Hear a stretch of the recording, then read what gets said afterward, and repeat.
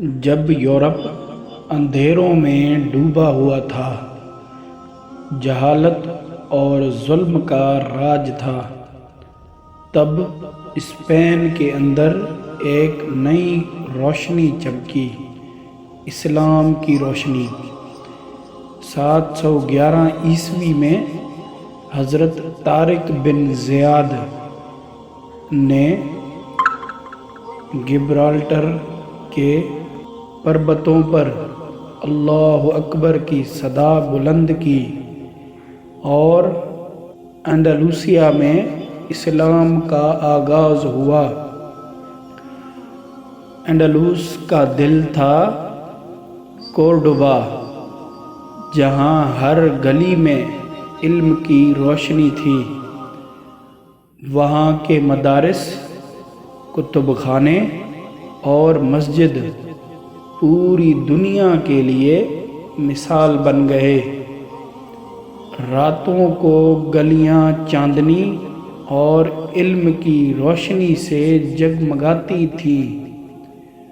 اندلس کے علماء جیسے ابن رشد، الزہروی اور ابن الحیاتم نے سائنس، میڈیسن اور فلسفی میں ایسے کام کیے جو آج بھی دنیا کے لیے رہنما ہیں۔ انہوں نے علم کو صرف اسلام تک نہیں، انسانیت تک پہنچایا۔ مسجد کورڈوبا اسلام کی فین اور ایمان کا شاہکار تھی۔ اس کے ہر ستون سے تسبیح کی صدا گونجتی تھی۔ یہ صرف عبادت گاہ نہیں تھی، بلکہ علم اور روشنی کا مرکز تھا۔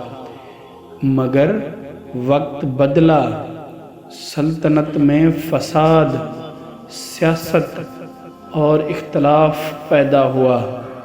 آپس کی جنگوں نے اندلس کے ایک جسم کو ٹکڑوں میں بانٹ دیا اور آخرکار سن 1492 میں گرناڈا بھی کھو گیا۔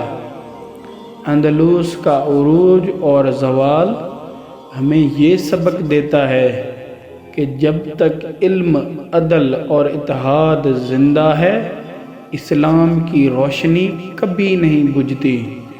ہر زوال کے بعد ایک نیا صبح ضرور ہوتا ہے۔ علم ہی اسلام کا اصل زیور ہے، اور جب تک علم زندہ ہے، امت زندہ ہے۔ مزید ایسی ویڈیوز کے لیے ہمارا چینل سبسکرائب کر کے